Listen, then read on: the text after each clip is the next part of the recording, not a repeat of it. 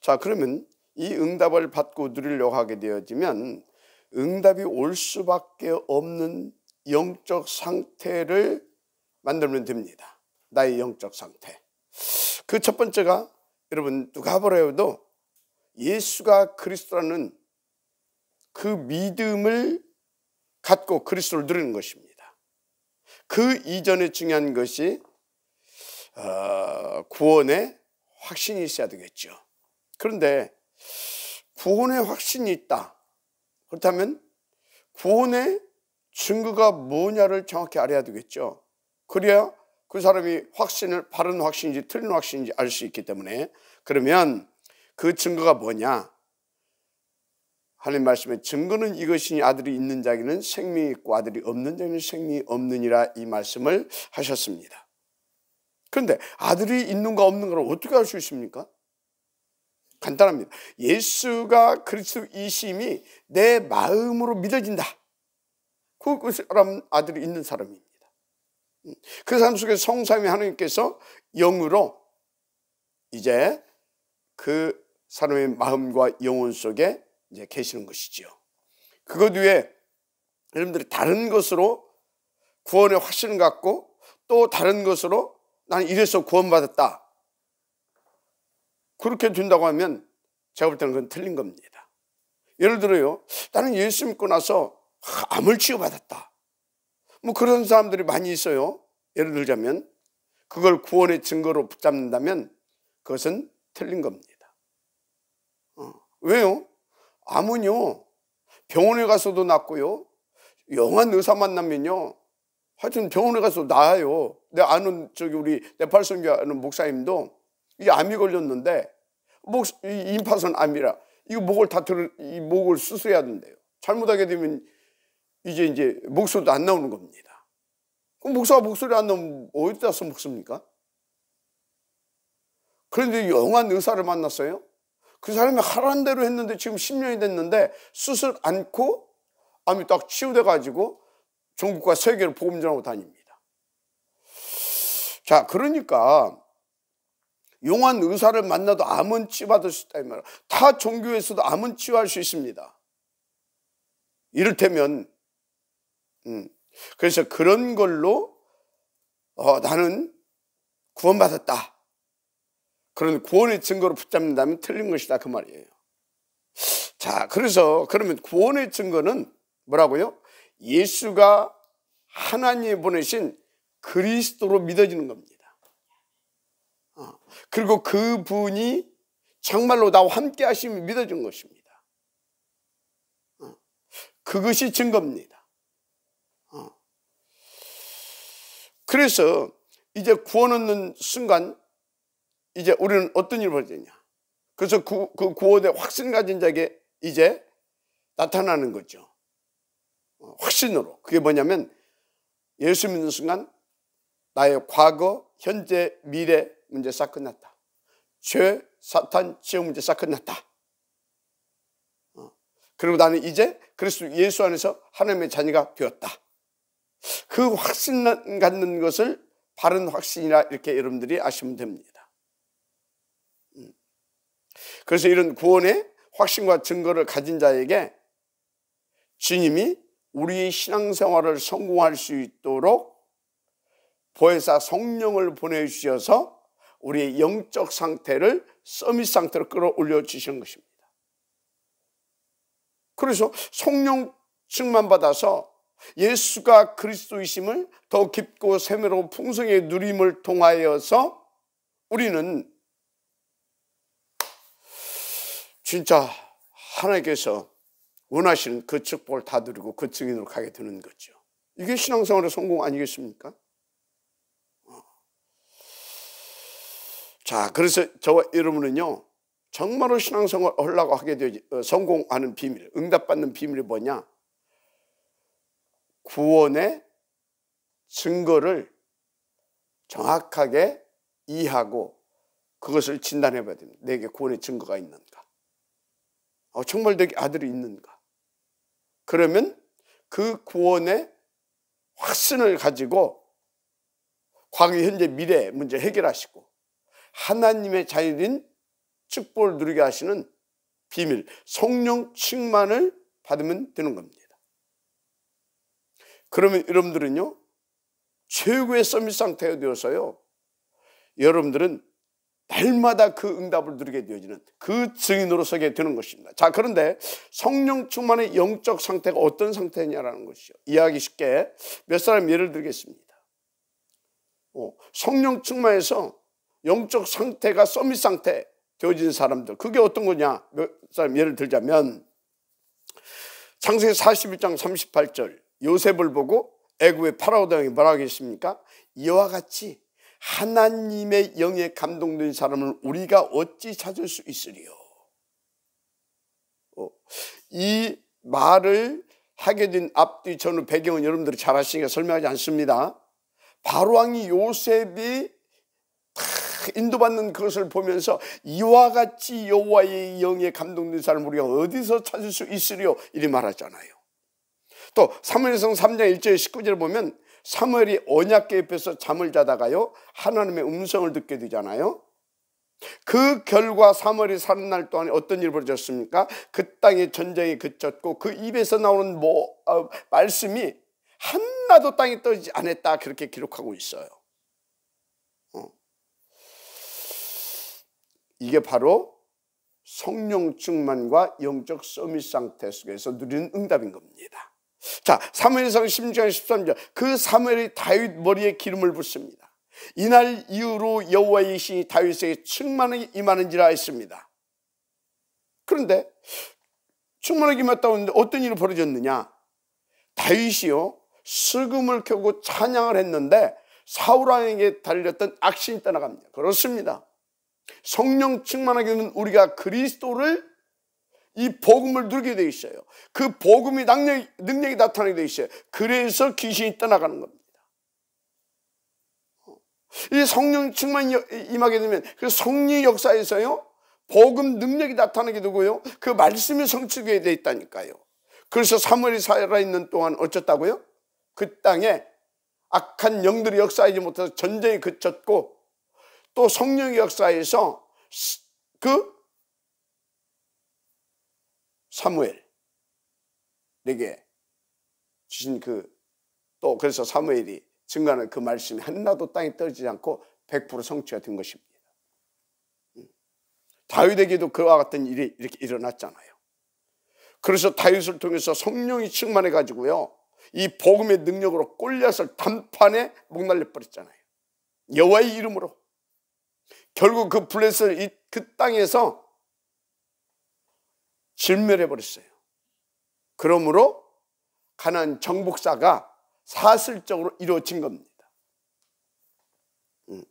그래서 그 다윗이 어느 정도 성령 충만했냐?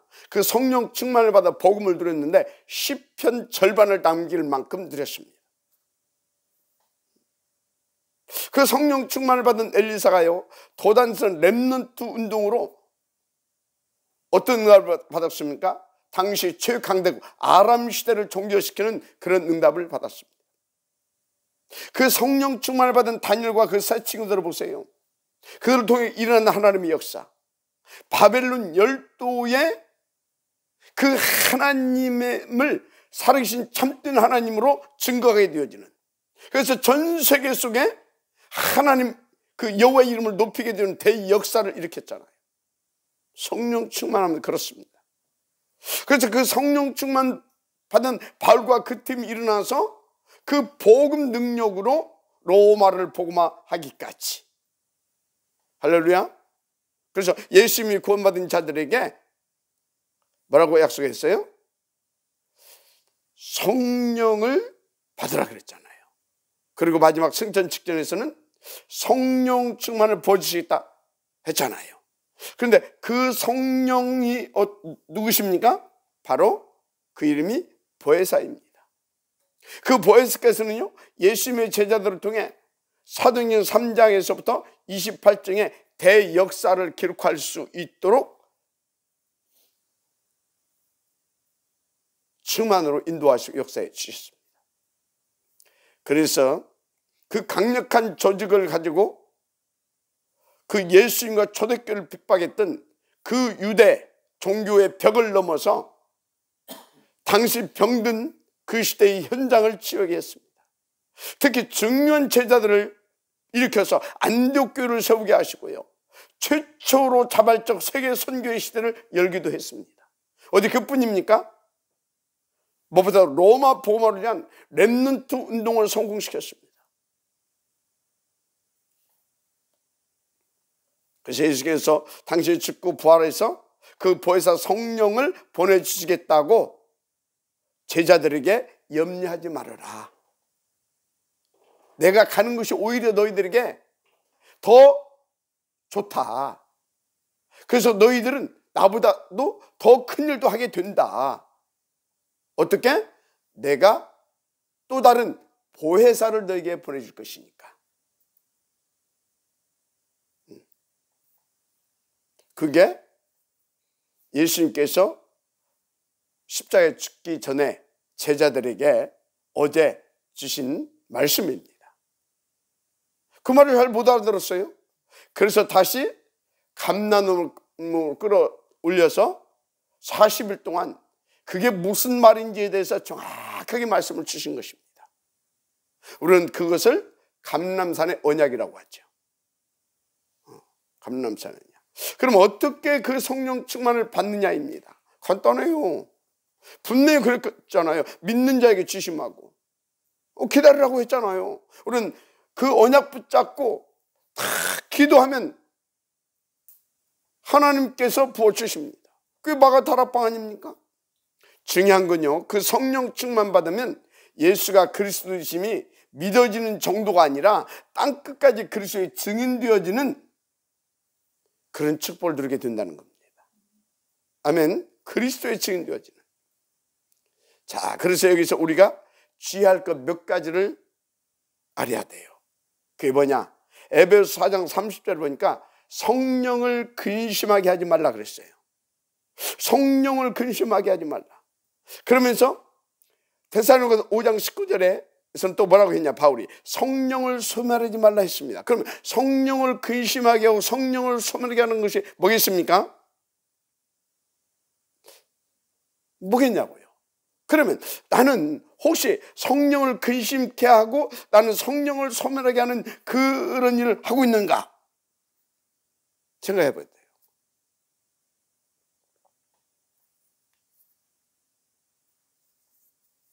간단해요. 성령 근심하지 않고 성령 소멸하지 않는 것은 너무너무 간단해요. 성령인도 받으면 돼요. 간단하죠? 성령인도 받으면 되는 거예요. 그래서 에베소 5장 18절에 바울이 이런 말을 했어요. 술 취하지 말라. 이는 방탕한 것이요 오직 성령의 충만함을 받으라. 그래서 성령인도 받으라 그 말이죠. 한마디로 성령인도 받으라 그 말이에요. 그래서 여기서 술 취하지 말라는 말을 잘 이해해야 됩니다. 당시 중동 사람들은요, 포도주를 우리가 물 마시는 것처럼 그 우리의 음료처럼 마셔야 됩니다. 그게 거기는 왜 빵만 파면 다 그거 나오는데 뭐. 그래서 포도주를 음료처럼 마십니다. 그런데 그것을 너무나 과하게 먹게 되면 어떻게 돼요? 자꾸 실수하게 돼요. 그러다가 그 알코올 중독까지 걸립니다. 뭐 거기까지는 안 가더라도 예를 들어서 그 목사가 자꾸 성령 충만받아서 인도받아야 되지. 복음 누리고 그래야죠. 그런데요, 날마다 술 취해가지고 자꾸 이렇게 저렇게 실수하고 그럼 좀 그렇잖아요. 그것도 한두 번이지.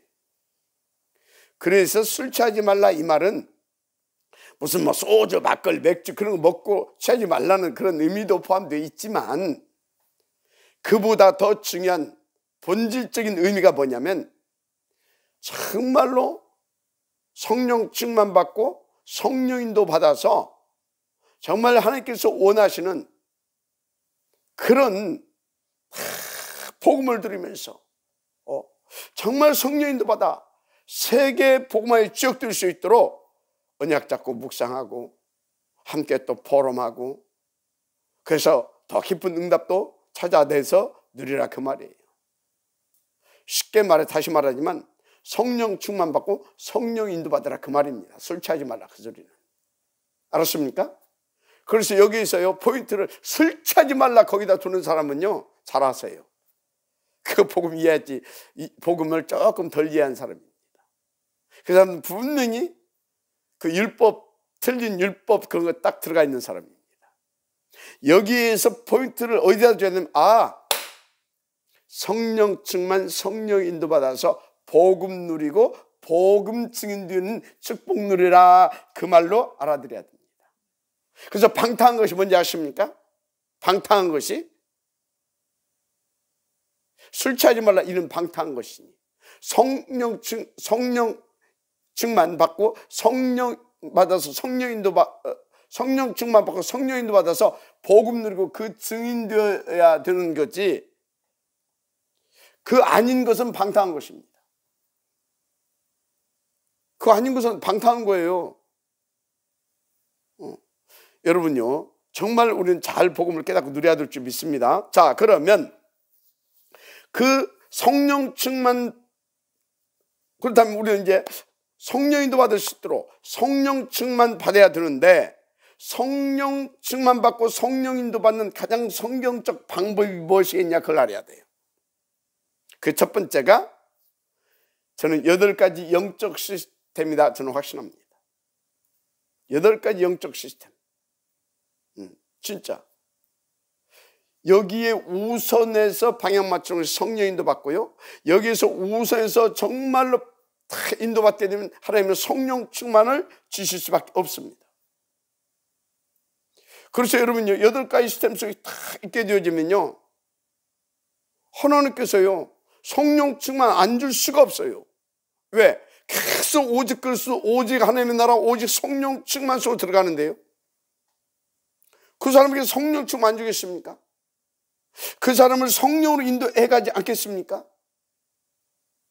그래서 성령 충만 성령 충만 부어주고 성령 인도받아서 세계 복음화의 지역으로 쓰시려고 성령께서 8가지 시스템 속에 인도받는 자에게 어떻게 역사하시는지 아십니까? 계속 복음 듣게 하시고 말씀 듣게 하시고 그것까지 함께 포럼하게 하시고 묵상하게 하시고 계속 현장 인도받게 하시고 또 자신을 발견하고 체크해서 또 더 깊은 집중 훈련 속에 들어가 하여튼 계속 이렇게 해가지고요 완전 치유해 줍니다. 그리고 완전 복음으로 각인 뿌리 체질되게 해주십니다. 한마디로 인생을 완전히 보좌화 시켜주는 겁니다. 근데 그 사람의 업도 보좌화 시켜줘 버려요. 그래서 8가지 시스템 속에서 쫙 인도받은 사람들이요 세계 복음화의 지역으로 대표적으로요 모델 하나 대자고 하면요 모세의 광야교회 광야신학교 이 8가지 시스템을 가지고 돌렸습니다. 어떤 일이 벌어졌는지는 아시죠? 뿐만이 아닙니다. 그걸 누가 했어요? 예수님께서 성령으로 모세를 통해서 예수님께서 또 직접 오셔서 그렇게 하셨습니다. 그 시스템을 가지고 12제자와 70인 남겼는데요 어떤 일이 벌어진지 아시죠? 그 바톤을 그것을 가장 잘 이해한 사람이 누구냐? 바울입니다. 바울을 통해서 어떤 일들이 일어나는지 여러분 잘 아시잖아요. 여러분요 8가지 이 영적 시스템 진짜 이게 뭔지 아십니까? 어마어마한 하나님의 비밀한 모든 축복들을 다 찾아서 내 것으로 누리게 하는 하나님의 저는 완벽한 시스템이다 저는 그렇게 봅니다. 정말입니다. 그러니까 자꾸 여러분들 기도할 때 성령으로 인도해 주십시오. 성령 충만 성령 인도해 주십시오. 기도한다? 틀린 건 아니죠. 틀린 건 아니에요. 그것은요 너무 쉬워요. 하나님께서 성령 충만 줘서 성령 인도받게 하시려고 그래서 오직의 사람 오직을 의한 사람 오직을 위한 사람을 만들어 주시려고 우리 가운데 내신 8가지 시스템 속에 인도받게 되어지면 끝나는 겁니다. 간단해요. 그러니까 여러분 보세요. 여러분들의 개인적인 신앙생활을 보세요. 지금 이상하게 내 먹고 살기 위해서 이런 것 저런 것은 다 하잖아요. 내 육신적인 것을 위하여. 그런데요 이 성령 충만 주셔서 성령인도 받아서 그 복음의 증인으로 만들어 주시려고 하나님께서 우리 가운데 주신 이 8가지 시스템 속에 잘 안 되잖아요. 이거 시스템 속에 들어오는 거는. 왜 그래요? 사단이 바라가는 겁니다. 자꾸 속이고 혼미케 하고 분주하게 하고 우선순위 놓치게 만들고. 8가지 시스템을 제대로 한번 묵상해 보세요. 어마어마한 비밀이 그 속에 다 들어있습니다. 그래서 여러분들은 성령인도 성령을 근심케 하지 말고 소멸케 하지 말고 성령 충만 받아서 성령인도 받아서 그리스도의 증인된 축복을 누리게 되기를 다시 한번 주님으로 축복합니다. 8가지 시스템, 이건 정말 하나님의 완벽한 시스템이고요, 우리는 절대 응답이다, 저는 그렇게 봅니다. 큰은혜 받으시기 바랍니다. 자, 오늘 본문은 예수님이 우리를 향한 애절한 중보 기도입니다. 자, 무엇을 기도해 주셨는가 이렇게 쭉 제가 묵상하면서 보니까요, 11절, 나는 세상에 더 있지 아니하오나 그들은 세상에 있었고 나는 아버지께로 가옵나니 거룩하신 아버지여 내게 주신 아버지의 이름으로 그들을 보존하사 우리와 같이 그들도 하나가 되게 하옵소서. 우리와 같이 그들도. 그러면 성부 성자 성령 하나님이 무엇으로 하나 됐습니까? 무엇을 놓고 하나 됐어요? 일단 그분들은 복음 자체이십니다. 참 사랑 자체이십니다. 참 선 자체이십니다. 그 참선이, 참 사랑이 복음으로 나타나셨습니다. 자, 그래서 우리 같이 그들도 하나가, 복음으로 하나가 되게 하옵소서, 그 말입니다. 복음으로. 지금 내가 아버지께로 가오니 내가 13절입니다.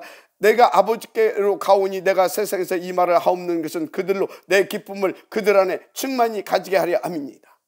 그래서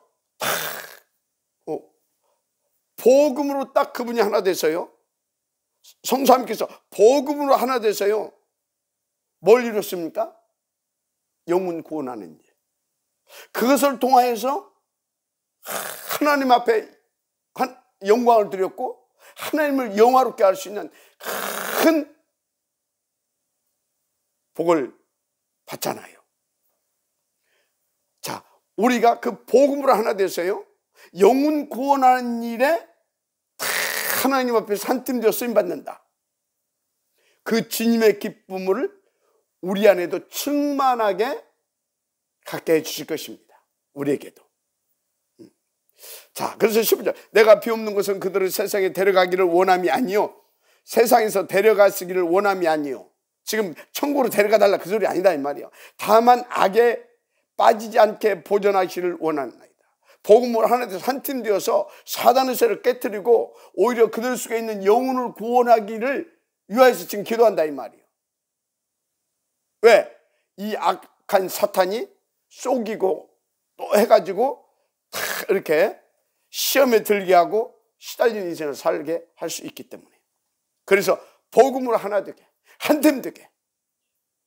그래서 나처럼 죽어가는 영혼을 구원하는 그 일에 저들이 온전히 쓰임받도록 그걸 기도하고 있습니다. 그러면서 17절, 그들을 진리로 거룩하게 하옵소서. 아버지의 말씀은 진리입니다. 말씀을 어떻게 복음을 하나 된다? 진리신 하나님의 말씀으로. 그 말씀 속에 복음이 있습니다. 그 말씀 속에 하나님의 뜻과 하나님의 계획과 그것이 다 들어있습니다. 말씀을 통해서 계시해 주십니다. 그 말씀으로. 그래서 20절, 내가 비옵는 것은 이 사람들만 위함이 아니요 또 그들의 말로 말미암아 나를 믿는 사람들도 위함이니. 지금 이 제자들뿐만 아니라 이 제자들을 통하여서 일어나는, 그래서 그리스도를 앞으로 믿게 될 사람들도 위함입니다.